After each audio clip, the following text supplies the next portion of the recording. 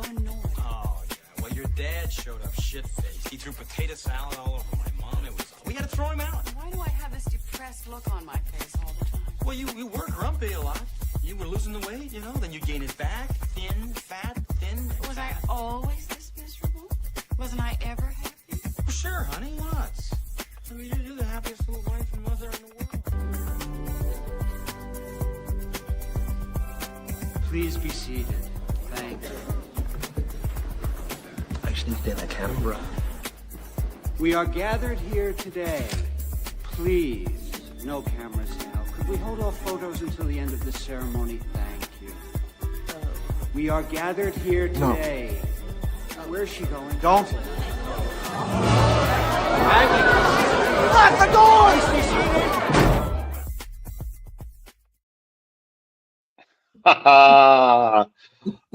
Ladies and gentlemen, welcome back to another exciting episode of BW Flix, the Average Movie Critics. I'm your host, James J. Train Martin. This is my co-host, B. Brian Arndt.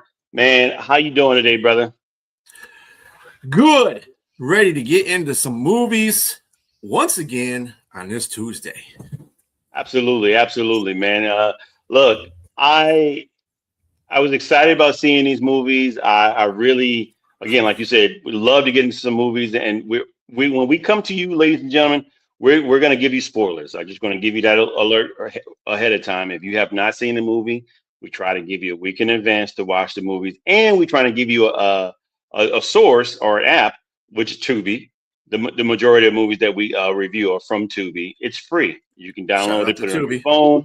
Shout out to Tubi. And you can watch the movies for free without having to go pay $3.99, $4.99, $5.99 for a movie, or $20, $30, whatever it is, a movie theater, plus popcorn. That's about $70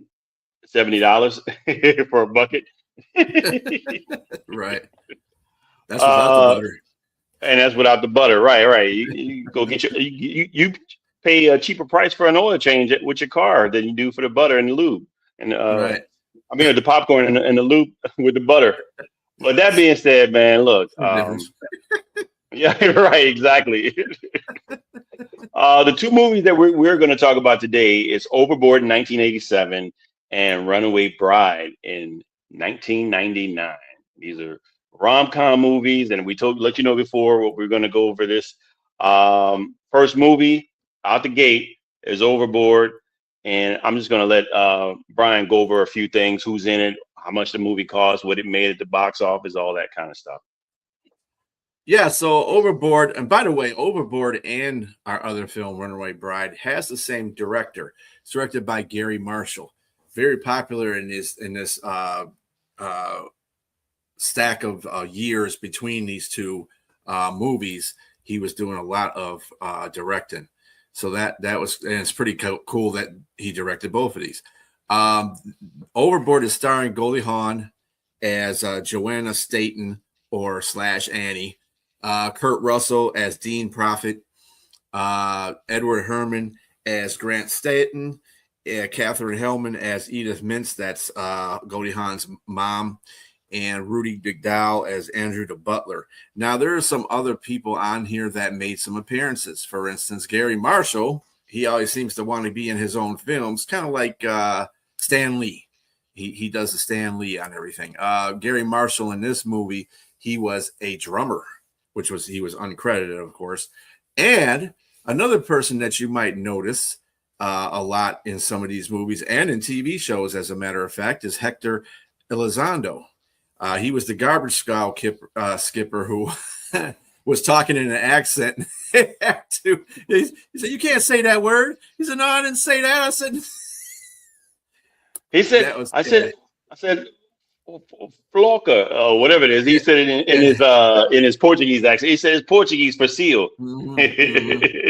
So we can't put that on TV. But yes, so those were your main actors in there. The music was by Alan Silvestri, another guy that is pretty popular with the music. Production companies: Metro Goodwin Mayer, better known as MGM, Star Partners Ltd, and it was distributed by MGM/UA distribution company, which is United Artists, by the way. Release date. It was released on December 16th, 1987. Running time was 112 minutes. The budget for this film was $22 million. Box office, however, was not so friendly to them. $26.7 million for the box office. So it didn't make too much money, even though it is kind of a cult classic. Cult classic enough to where in 2018 they made a remake. Yes. So yeah. That being said, let's get right into it. We're going to start with our synopsis here. As Brian, my ever so eloquently speaking co-host, said that Joanna Staten is the main protagonist, and she is portrayed by Goldie Hawn. She's a mean, snobbish, rich, you know what, in this movie. In the beginning, she's on her yacht, and her and her husband are traveling the seven seas, doing whatever they do, and they make a pit stop in this podunk town, wherever it may be, Podunk, USA, and she wants to get her closet redone. So it has to be done. It's an emergency. She says it's an emergency. So she gets her closet done, and she has a scheduled appointment with a carpenter. And he comes in. This is Kurt Russell as portraying Dean Prophet, the carpenter. He's from Podunk, USA, and he's definitely the epitome of that. So he comes in. He already has interactions with her. You know, she's being snobbish. Don't tell him not to touch anything. And he goes in and makes a very nice, I might add, very nice closet. It has some ingenuity to it where she can make some different things on it. But she sees none of that. All she sees is the wood is made out of oak. And she's looking for a cedar wood. And she didn't mention that in the beginning. So he said, well, if you don't like it, I'm going to have to do it over, and you're going to pay. It's going to be extra cost if you want cedar. So she feels like she don't have to pay for it at all. They get into an argument. He chews her out, lets her know what she is, what she thinks of it, much to the happiness and to the agreement of the crew and the staff of the yacht. And he gives her her business. He puts her in her place, but she puts him into the ocean, along with his tools and tool belt and everything else. They pull off. She goes off in the middle of the night, and she falls off the boat, and she ends up lost. The boat's going on without her. They don't know. Everybody's asleep or watching TV. Nobody knows she falls off. She ends up getting fished out of the ocean. She has amnesia, and is being put out there that this is a woman, if anyone can claim her missing, because she might have lost her memory in this movie, but she did not lose. Hey, good afternoon, Yenzer. Hope you're well. Hope you enjoyed the draft for Pittsburgh. She did not lose her attitude. She still had the same bad attitude. She still had the same snobbish, snooty ways, but she had no idea who she was. So our other protagonist, Dean, sees this, and he figures out, okay, I can take advantage of her because she stiffed me out of tools, out of $600 for the job and stuff. So I'll play a joke on her and get revenge on her. So this happens. He brings her back home. He goes and picks her up, brings her back home, tells her she's his wife and the mother of their 4 children, his 4 boys, which she's not. And it goes on from there. Time goes on, and we see that he's not just joking anymore. He ends up having feelings for her. Of course, she believes that she has feelings for her family and him as her husband. And then, of course, we find out that that's not the case. So that's pretty much the movie. And we're going to get into why. I mean, before we get into any discussion about this movie, we're going to see a quick or brief image or video of this clip, and then we'll get started. Yeah. So near the end of the movie, she does lose her amnesia, and she realizes that, hey, you've been using me for the last, all this time.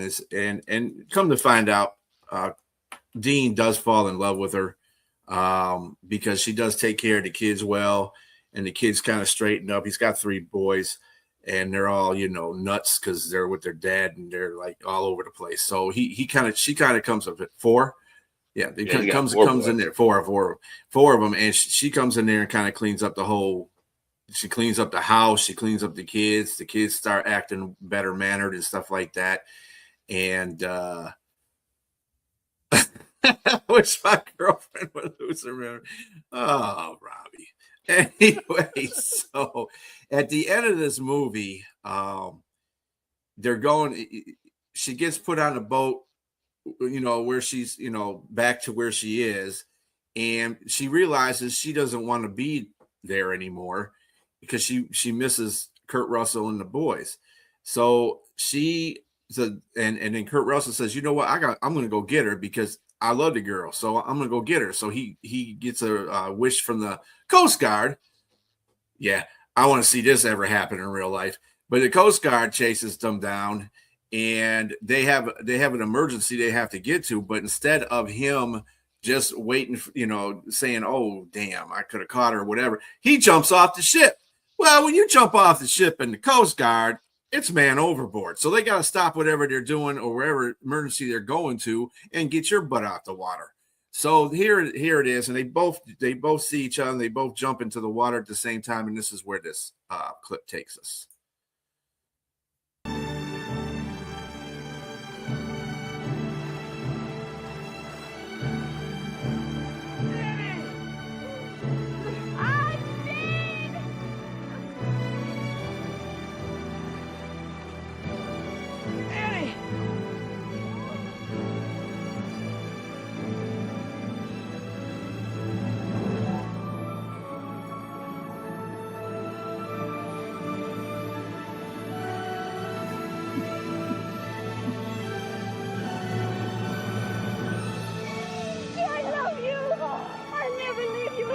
I'll never let you go.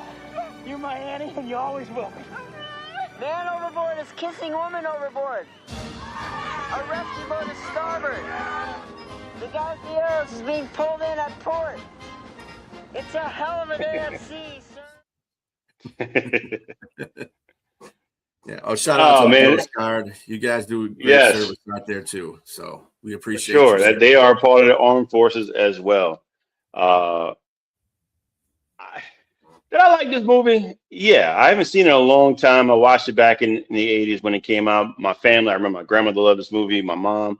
The whole family loved it, I include myself. And does it hold up when I look at it now? I mean, because I want to do this premise a little bit different than like I said last time. I thought I did a little too much talking, ladies and gentlemen.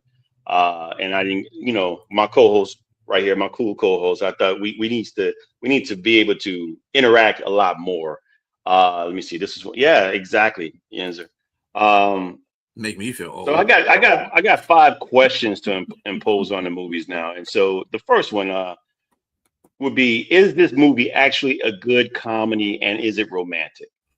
Yes, in my opinion, I think it is. I think the movie holds up pretty well. I think that both the protagonist portrayed by Kurt Russell and what's up, Danny? How you doing, man?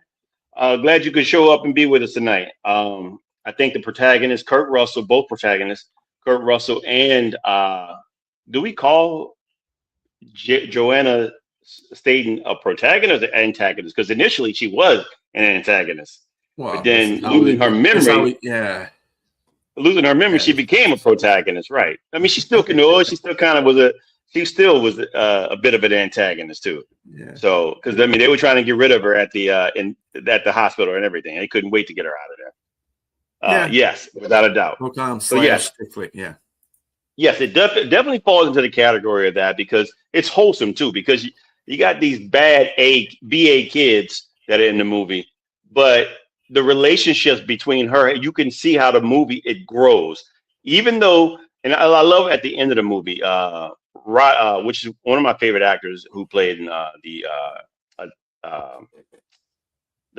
what's the Ape movies back in the day with Charlton Heston. The Apes. What's the name of the movies? Planet Apes. Yes, Planet Apes. Yes. So Roddy McDowell was the main guy there. Yes. That's okay, man. It's okay. Hey, Yenzer, let me tell you, I think the first time I saw it, I did see it with a girlfriend. So yeah.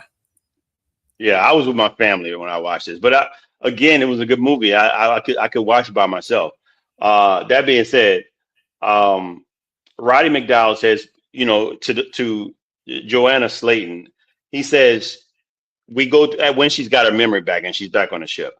He said we go through life with blinders on, but so he said what you had a unique experience where you were able to take those off and see life through a different scope. And so she was able to see life from a very humbled, humiliating type of situation where she had lived in very poor circumstances. I mean, obviously their house was meager at best, to say the best. And the kids, they were poor as well, obviously. And she had to cook, clean stuff she never did. And she waited hand and foot on 4 children and 5 if you include the husband, because he was definitely considered a child too as well, with some of his antics and everything. But yeah, I think it's a really good romantic movie. And what do you think, B? I mean, in regards to that question. Well, just before I answer that question, let me give you a couple of facts. As Goldie Hawn and Kurt Russell are partners. They're not married, but they are partners. They've been partners for a long time. They've had kids together too, so they're still together after all these years. And I think this is where they met and stuck together from this point on. Goldie Hawn has been with some real, I would say, handsome leading actors. Like she was with what's that? No, she wasn't with her. She's been in a lot of movies with other leading actors. So this is kind of cool that she married Kurt Russell. Well, not married, but partnered up with Kurt Russell, and they had a life together. So also, this movie takes place in Tillamook County, Oregon. If Tillamook County, Oregon sounds familiar, just think of cheese. Tillamook cheese. If you ever go to the store, you're going to see Tillamook cheese, and that's where it's from, Tillamook, Oregon. So anyway, yeah, it's a pretty good romance movie. She did I think they really did it. I think people weren't just. I think people could take on it was kind of a silly movie in a way. I mean, there's a lot of ad libs going on in that movie, like the whole Coast Guard, knowing a Coast Guard captain who's going to chase down a ship just because it's his girlfriend or something like that.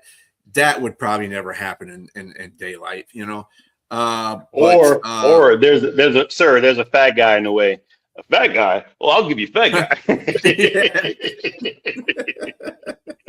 Trying to beat up on a Coast Guard guy, yeah, that ain't gonna work. Hey, we're gonna turn this boat around.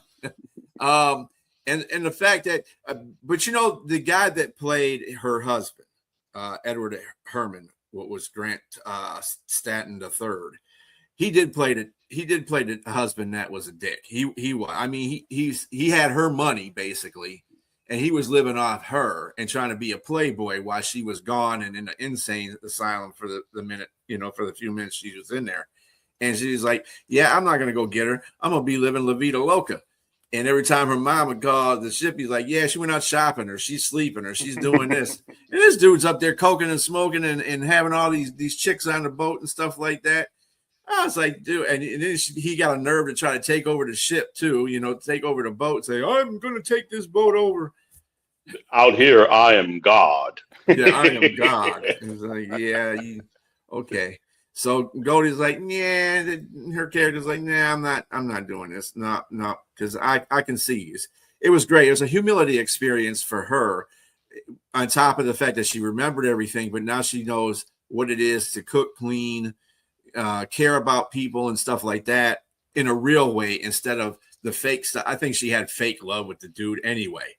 It was just somebody that just was a high profile person that she got along with. That was her husband. So you can say most of that relationship was fake. Just, money was real, but, and it transcended upon her that she had to be fake and stuff like that with the whole oak versus the, what was Cedar, it? Cedar. Yeah. I was like, you didn't even tell her that. He's like, you didn't even tell me that, lady. And he then proceeded to cuss her out. And that's why she threw him over. Well, she knocked him overboard. So, I mean, it's a comedy. Some of it's pretty slapstick. Of course, the whole photo thing was hilarious, like you saw in the intro. I was like, now you know damn well this does not look like something natural. It doesn't look like she should be in. So I was like, if she believes this, you know, she'll believe anything.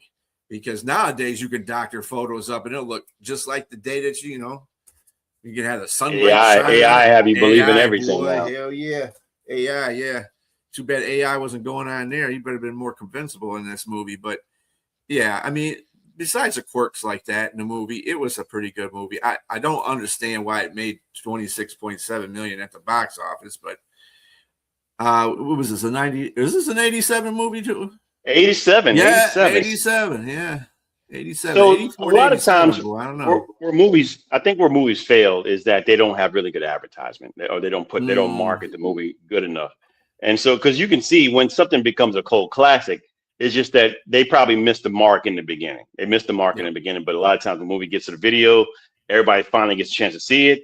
Word of mouth happens. You're like, oh man, you got to check this movie out. Oh, let's go rent this movie from Blockbuster back in the day, if you remember that.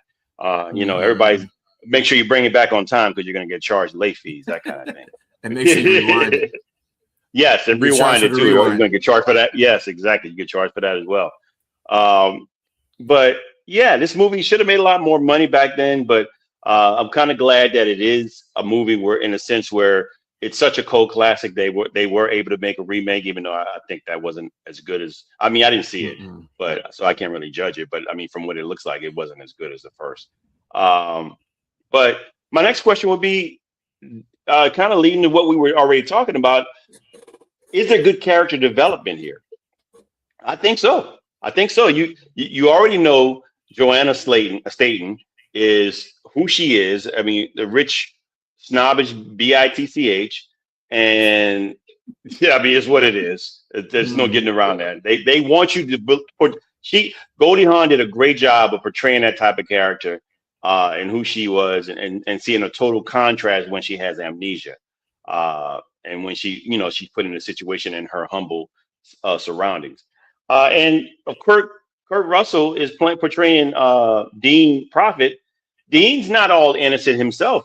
He's got, he's not mature. He thinks everything's more macho. Like I make the money, you cook the grits, you clean and do everything else. Yes, and that's just where he was. And I go out with my friends, although he wasn't going out with his friends late at night. He's just portrayed as though he was. Because he didn't want her to know he was working an extra job, that was like a dirt job, that was kind of beneath what he was already doing because the guy was even talking crazy to him when he was out there doing it. And he was just taking it because he needed the money to take care of his family. He was doing what any Joe would, any man that's out here taking care of his family. He was kind of doing that. And I love seeing that. And she loved seeing it. But yes, the development of these characters go along, you see how it's built and let you know who they are and how they end up coming together. I liked it. I thought it was good enough in the movie to the development of these two characters and the supporting characters. I thought people were like Andrew, the head butler on the yacht was a good character. He was developed well. And I thought her mother was developed well. You see where she gets it from and understanding how snooty she was. Her mom was even more snooty with dogs, telling Inga not to shove the food in the dog's mouth, but to place it on her tongue, which is crazy. And also just the husband, who he was and what was just around her. And vice versa, the other side, you see the friend. I like my man, what was his name? Mike Haggerty as Billy Pratt is his partner that they're building the golf putt place, and it was just really good development to me, and I like it in that sense. What do you think?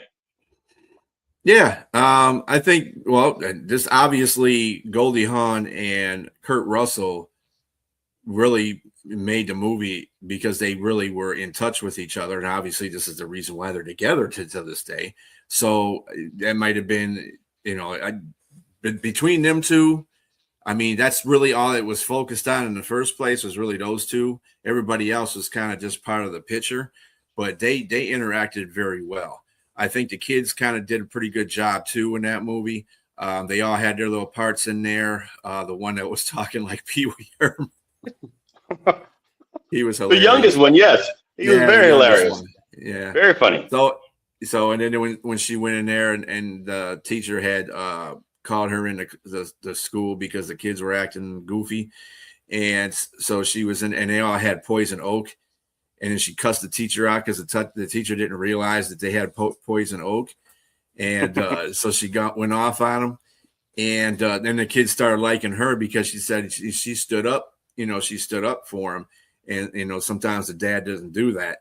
And it kind of, I know you kind of see the look on Kurt Russell's face and his character's face about it. He's like, damn, kids are turning on me, man. They're going with this girl. What the hell's going on? So, but he ends up, fall in love with her. I mean, there's a lot of quirks that go in there. They go on. She gets a birthday. She has a birthday. They go on a birthday, and of course, they go in the sack and stuff like that. So I think it was just a budding romance for Kurt. It just was unexpected. He was just trying to get back at her for being a female. Oh, you know what? Anyway, so it was. I mean, it was a good friends. And to be fair to the character Dean Prophet, he tried to tell her the truth. I mean, obviously, you see the kids, they wanted her to stay, so he told her it was her birthday. They go out and celebrate the birthday. They fall in love more so because he tells her a story about the fisherman and the princess and how they went in the ocean and they jumped out towards each other in the fog. They couldn't see each other. They ended up drowning. But turns out, legend is that they both are in the sea. When you see the water going up against the tide hitting in the land, is them making love in the sea forever. And that's why you see at the end, we see them jump into the water. They called it those same names out of those two characters that you mentioned. And it was that's very cheesy and romantic at the same time. But that being said, the ending to me is where you wonder, is it realistic? To me, is the ending realistic? And that's the question I'm going to ask you, B. Is it realistic enough to be considered a true romantic movie or something that would happen in real life? Meaning a rich lady gets her memory back. She went through all this stuff with the guy, and would she end up taking him back, because she's in love with him and taking the 4 kids that aren't even hers. And that being said, I think that's kind of unrealistic, to be honest with you, but it's still made for a good theater. It made for good fantasy and romance, and the most romantic movies are fantasy to me, just like sci-fi and all this other kind of stuff. And so I still liked it. I thought it showed that the biggest thing I got from it is that a lot of times in life we have to go through humility and take a look at ourselves and make sure that we are checking ourselves at moments and not belittling people or not trying to take advantage of people. Like you see, like I said, one belittled the other in the beginning, and the other took advantage of the one when they're at their lowest point, and both realized the error of their ways later on. Because as you saw, Joanna apologized to Andrew, her butler, with how she behaved, and what's his name? He was really he felt bad throughout the movie and told her the truth, but they didn't believe it because she thought he was cheating on her with someone else. And now it turns out, when the underwear had JS in it, and it turns out it was her name, and that was her underwear. But yeah, but all in all, I thought it was a good movie. It was a good enough movie. I'd watch it again. Would I recommend this to anybody? Yes. I'm going to always recommend all of our movies that we talk about because I want you to at least see the movie once. But I would recommend you see this, and I'd watch it again. I'm going to give this 3 buckets of popcorn. Ooh, 3 buckets of popcorn. Look at that. And they're dancing. They're overboard. The popcorn's overboard. Yeah, the popcorn's overboard.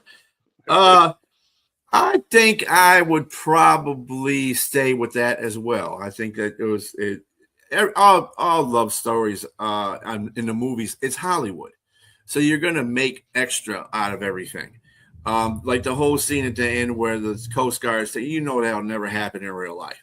But it made for an interesting ending and a more romantic ending. So, I mean, I can dig it. I would definitely, I've done,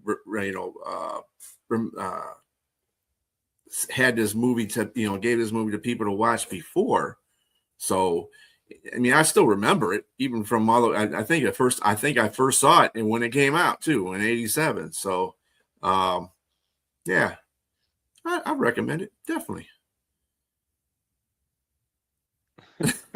Show me yeah, yeah. That was the fortunate thing about the whole movie too. The woman realized she was rich, and that was her boat.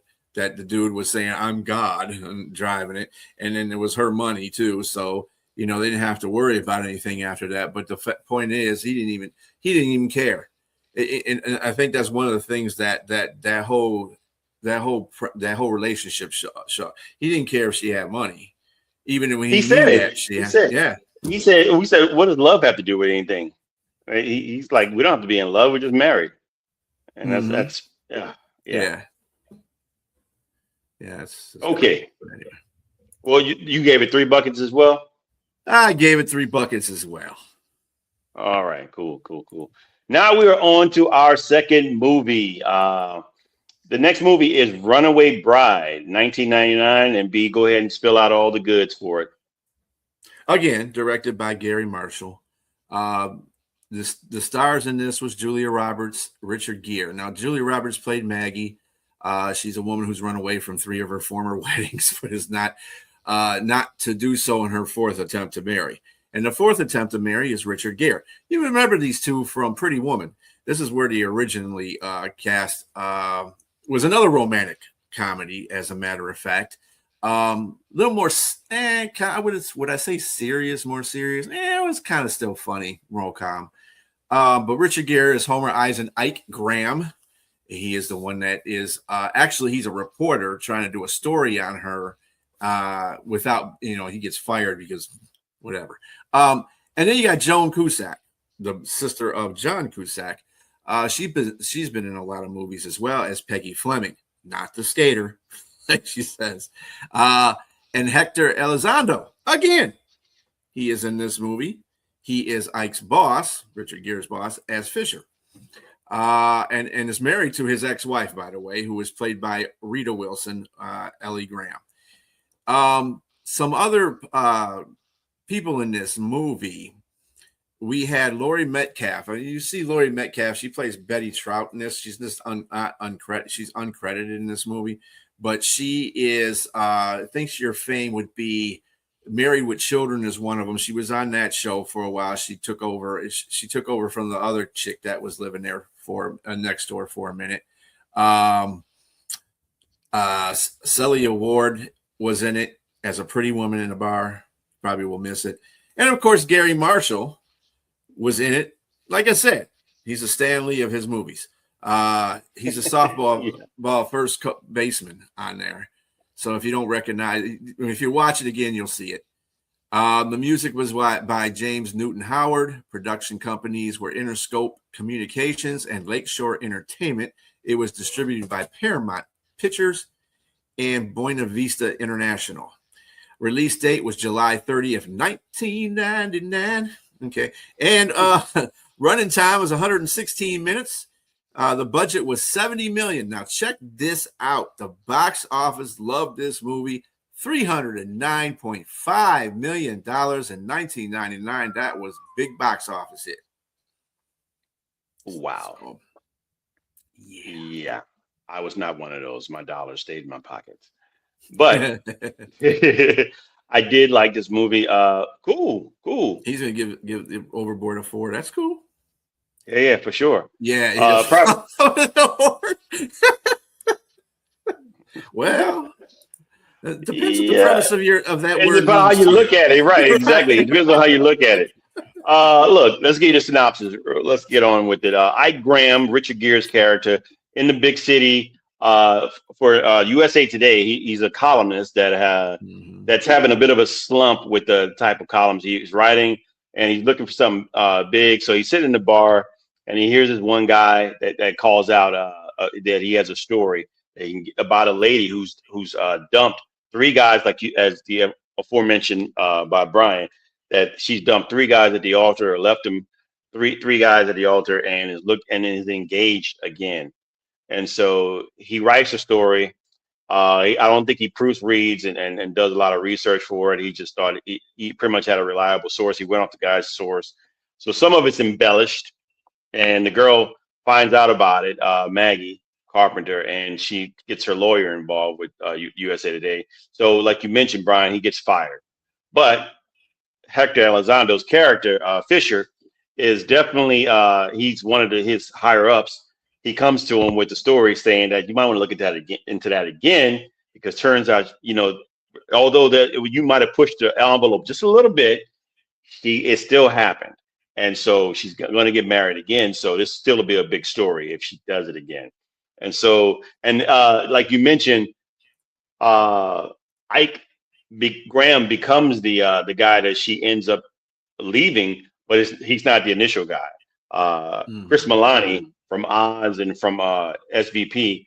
If you don't know what SVP is, what Special Victims Unit, right? Yeah. SVU. Yeah, SVU, Special Unit. Law and Order. Law and Order. Yeah, right. It's a spinoff of Law and Order. Yeah, for sure.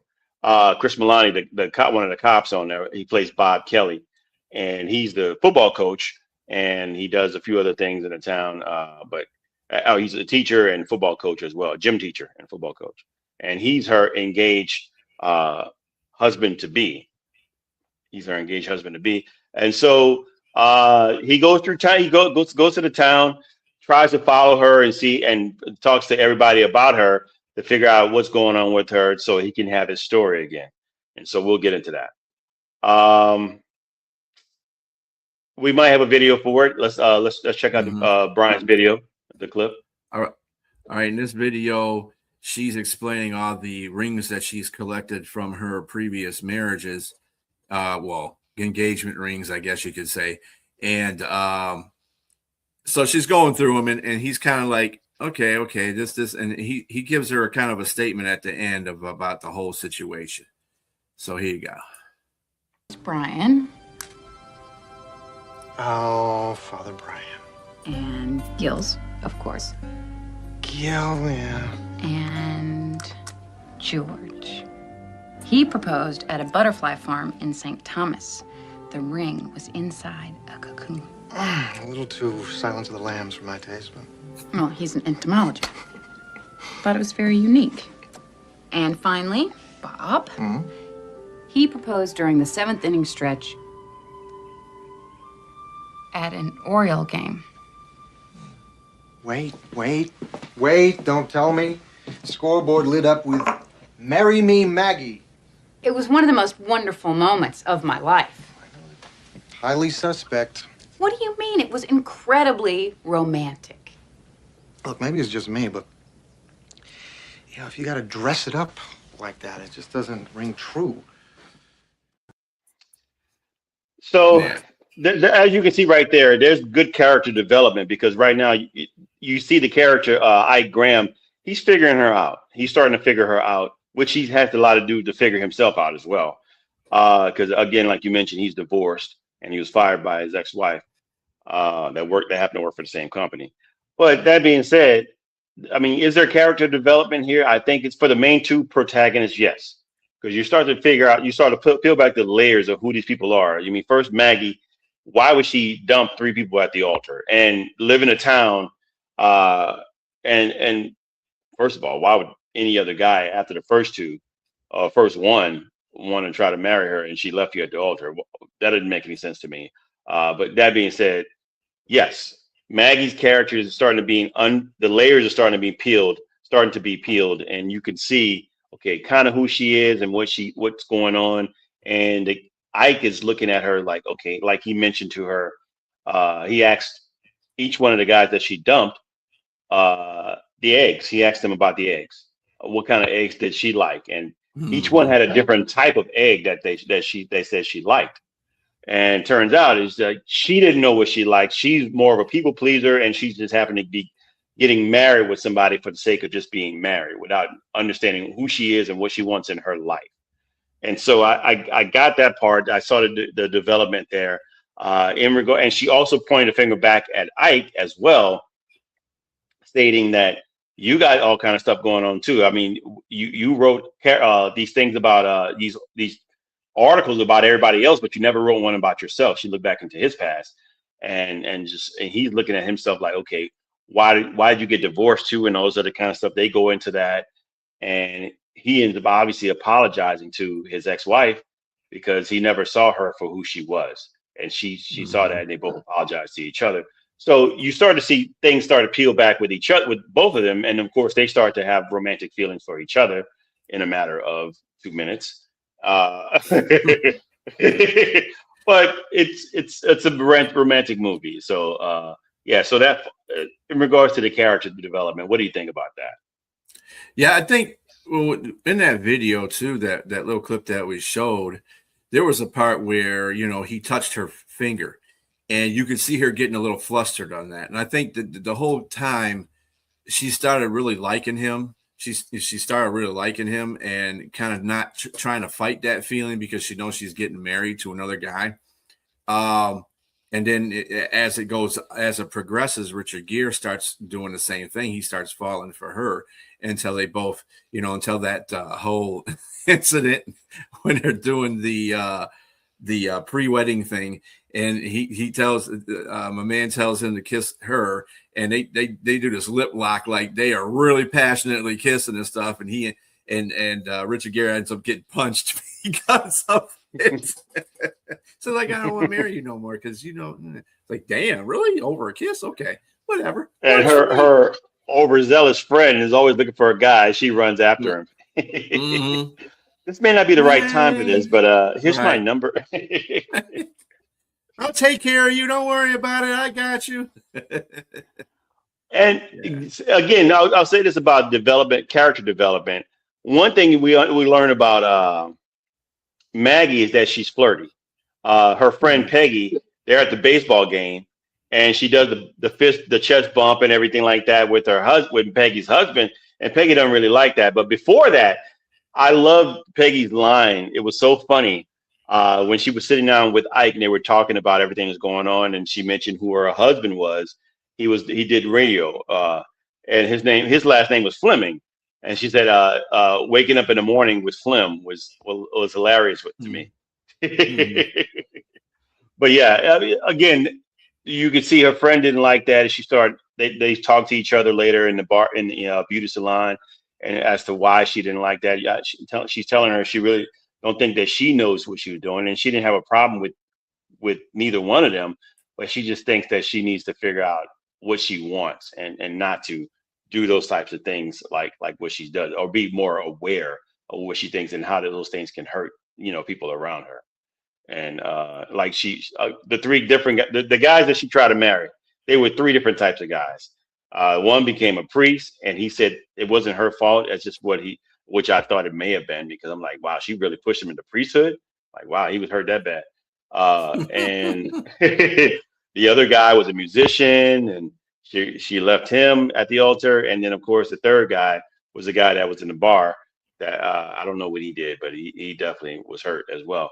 But yeah, I just thought that it was just, again, the development of both these characters was well done in that regard. In regards to this movie, the finality of it, Richard Gere ends up being the guy that's looking to marry her, and she, as we showed in the video in the beginning, she leaves him at the altar, and she learns more. I mean, she actually learns more about herself as she goes to New York and breaks into his apartment to let him know that she figured things out about herself, and she ended up moving because he encouraged her about some of her work. She was an industrial design artist, and she made like lamps and different things like that. And he said this would do well in New York. And so she ends up doing that, of course. And then, of course, they're still in love, and we know how the movie goes. They end up getting married. She doesn't leave him at the altar. It was another nice gesture, like you mentioned.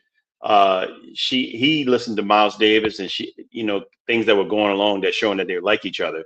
She gave him a really rare, special album, and also he stood up for her at her luau or whatever. Mm-hmm. Everybody's making jokes and cracking jokes about her.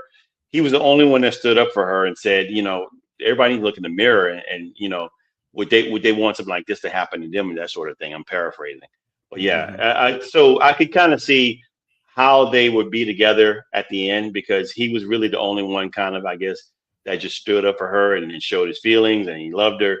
And she actually liked him. She liked everything about him, and learned more about him. She didn't just pick somebody. She just felt she felt a genuine connection. And that's what I saw in that movie. So I can kind of see them being together, even though all is just still crazy for any man to just go and not going through some psych ward. I mean, some psychology, and sitting down and saying, why would you choose this lady, knowing she has to figure out her own situation when she's had 3 guys that she's dumped. She can't figure out, if she can't figure out she loves them, how's she going to figure out she loves you? And then that's the only part that makes sense to me. Self-healing, people. Things that happened in the 90s that don't happen now because everybody's got to be coddled. But anyway, figuring out each other's mentality in that situation. And he was really trying. I think he really cared about her because he was trying to find out why she kept running from these marriage situations. And when she went back to New York and she did the furniture and her lighting for the industrial lighting and stuff like that, she also went and tried all the eggs that she was accused of liking. Each one of those guys' eggs, the same thing they like, and she just wanted to pick something that she liked. And it was funny because she kept I was with all these damn eggs in front of her and she was trying them. I was like, oh, now you want to do something different. But anyway, she was living for herself, in other words. And when at the end, she basically did it the way I think that somebody in that situation should have done. She went to ask him to marry her, not him to marry, her. So For sure. It worked out well that way. And I think that was the whole point. She had to be her own person. She wasn't her own person in Hale, Maryland, by the way. That was the city that they were in. By the way, it's not Hale. It's actually Berlin, Maryland. That's what it's called. But that's the city in the movie that was called Hale. But it's actually Berlin, Maryland. But yeah, so she didn't do anything. And she had all her family around her. Sometimes I see that too. That's something true in life. You got a lot of family around you. You got a lot of talking heads around you, and they kind of tell you to do different things. So you kind of follow stuff. And once she got out of that whole situation, away from her family and her friends, and went out and did stuff on her own, she realized, she learned about herself, and she learned that, hey, maybe he's right, in saying the reason why I was running away from these people. So it all came to realization for her. I think I love the premise of the movie. What I'm saying? It was deep in the mental category. If you were just following, just laughing at it, or because you liked one of the actors or actresses in it, I mean, okay. But movies sometimes in it, and this one had a lot of good meaning in it. So he and I loved the fact that everything started switching. They hated each other in the beginning, but obviously roles were starting to reverse. They started liking each other, and they started caring about each other. And you love the fact that he encouraged her to do things that she hadn't done, because she was the type of person that she just did whatever it was, I guess, that made sense for the matter, not for what she really wanted. And he made sure to let her know, go after what you want. And obviously, and be encouraged. He encouraged her. And so obviously that showed up when she started doing this stuff in New York. She's selling her pieces and different things like that. And also she stood up for herself. He taught her to stand up for herself too at the luau. Like when her dad said something that was funny but not funny, it was just joke too much. And she stood up on him, and she made him look in the mirror. You're an alcoholic. Stop drinking, that sort of thing. And it was I mean, pretty much. It's hard to tell that to your parent too. I mean, especially your father. Right. He's like, you sassing back, But no, he sobered up immediately right there at that moment when she told it. Yeah. No pun intended. But that being said, I give this 3 buckets of popcorn. I same as the first movie. And also Hector Elizondo was in both movies. He was just in a cameo appearance in the aforementioned Overboard. Okay. So you. And what about you, my friend? Yeah. You know what? I'll tell you what. It was a better put together movie, so I'm giving it 4. I'm giving it a 4. Wow. I like the Yeah. I like the actresses and the actors in it. I think that Julia Roberts and Richard Gere, they work really well together. I'm surprised. I think they might have been in one other movie too, together besides Pretty Woman in this movie. It was something country. I can't remember what it is, but anyway, yeah, they work well together. They're kind of like the whole Kurt Russell and Goldie Hawn thing. They're Yeah. just not married. So yeah, they work really well together. Well, they definitely have good chemistry. I would say that. And so I like both movies that they portrayed that they portrayed their characters in, Pretty Woman and Runaway Bride. I like Pretty Woman a lot better, but I like this one enough to give it three buckets of popcorn. Okay. Okay. That being said, we usually at the end of the show, like towards this, like where we are right now, we end up picking a bio from one of the actors in the movies, and it coincidentally it happened to be in both. It's just like I said, he was just a cameo in one, but Hector Elizondo is the bio today. I could have easily picked Goldie Hawn. I could have picked Kurt Russell, Julia Roberts, or even Joanne Cusack. But Hector is the guy that doesn't get enough of his flowers. I think he's been in the business a long time. He's done some really good work, and I mean, one of my favorite movies. I'll just tell you right now, like I told you off screen, was Necessary Roughness, where he played Coach Gennaro. He's one of these guys that plays a serious guy, but he has humor while being serious. So he could do both. He's sitting there. He's got a straight face. He's stoic, but he's saying stuff that's just like have you in stitches. Just totally funny, man. And like I said, in Necessary Roughness, he played the Coach Gennaro character, and he did a really good job in that movie too. But that being said, Hector Elizondo was born the same name on December 22nd, 1936 in New York City to Puerto Rican parents of Spanish descent. He went to a high school school of performing arts in 1950 and excelled in both basketball and baseball. He ended up doing ballet, believe it or not, from 1962 to 63, and he learned dance at the Ballet Arts Company at Carnegie Hall. He got his start. You got to start in acting in off Broadway first. Most of these guys they start in off Broadway or Broadway, and he had a part in Kill the One-Eyed Man in 1968. Also, he got his first movie, or no, excuse me, there's a play in The Great White Hope. The Great White Hope, if we all remember, with James Earl Jones in that movie about the late Jack. Not Dempsey. What was his last name? The boxer, the bald-headed boxer, the brother that got across Mexico. I forgot. Jack. Can't think of it. Is Danny still here? Danny still on? Danny will know. Danny, if you're out there, give me that boxer's name. He went on to play God in the guise of a Puerto Rican in the movie Steam Bath, Puerto Rican attendant. He also, in 1974, portrayed an ex-mafioso turned subway hijacker in the Taking of Pelham 123, which is another. That's the original one, but there's a remake of that. There's a remake of that. Yes, yeah. exactly. Now, Elizondo did most of his work in television.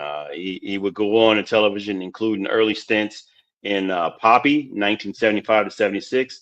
He also played in Foley Square, 1985, 86. He and Gary Marshall would get their start together, and they would go on. Of all the 80 movies that Elizondo has done, 18 of those were with Gary Marshall. So he's done 18 movies with him, and in Pretty Woman, I think that was his first stint with him, and he did 10 minutes in that movie, and it was worthy of a Golden Globe nomination. That's just how good Hector is. In 1999, of course, the aforementioned Runaway Bride, he had a very small, a small role in the movie where he was his boss for USA Today. He also played in the aforementioned Overboard. He had an uncredited role where he played, like you said, the garbage worker and the Portuguese garbage worker in the movie. That was pretty funny. They said a word that it was mistakenly made up for an F-bomb, but it was more so a word for seals. And he let me see, in 2000 and 2004 he did The Princess Diaries and its sequel. He is probably best known for his character as Philip Waters in Chicago Hope from 1994 to 2000. He would go on to portray Dr. Nevin Bell on Monk in 2008 and reprise his role in the 2023 movie of the same name, Monk's Last Case. In 2011 to 2021, he portrayed Ed Elzate on The Last Man Standing, a comedy sitcom. And With Tim Allen. Yes, Tim Allen, for sure. Hector has been 3 times married. Last marriage was in 1969. He's still with the same wife right now, and they had one son. He had one son, which unfortunately passed away, I believe, in 2017. But salute to Hector Elizondo. And that's it, everybody. I want to thank everybody for watching and joining us today. Hope you enjoyed the show. Hope you enjoyed these movies. We do not have a list or a showing of our movies we're going to speak on next Tuesday, but next month is Memorial. We're going to celebrate Memorial Day and Mother's Day. So we likely will have a movie that will represent mothers all over, and also probably a military movie or a law movie. And I will speak this out right now into existence. We normally mention Sonia Pearson. She's the proprietor of Friday Night with the Fellas, our sports show on Fridays at 9 p.m. She's currently in law school right now, so we want to send a shout out to her, and we're going to do a movie in regards to a law movie. So like I said, it's either military or a law movie we're going to do next Tuesday, and also a movie to represent mothers for Mother's Day. So if you have anything you want to put out there, please send it to our email. That is bwflix2026@gmail.com. Again, that is bwflix2026@gmail.com. And you can also send a constructive criticism or anything you think might make the show better. If you like the show, please follow us, like, and subscribe. We're on YouTube on the Mac McGrath podcast. Or is Matt McGrath, what is it? Matt McGrath Podcast Network. MPN. Yes, MPN, the Mac McGrath Podcast Network. There you go. Catch us on Tuesdays at 8 p.m. on live on YouTube, and you can catch us at any time on YouTube as well. But again, if you like us, please like us, share the wealth with everybody else, and subscribe. But B, you got anything for the audience? No, and it's 2 good movies that we got today. Great. So we will see you guys next time. Also, hey, just keep it up, everybody. Subscribe to the network so you can see more, because we're going to add more shows on here sooner or later. So just keep up with us, and we're going to show you the schedule at the end of the show here. But again, thank you all for supporting us. And just keep supporting us, and we'll bring you more classic movies and more new movies. And we'll see you next Tuesday. Have a good night. Peace.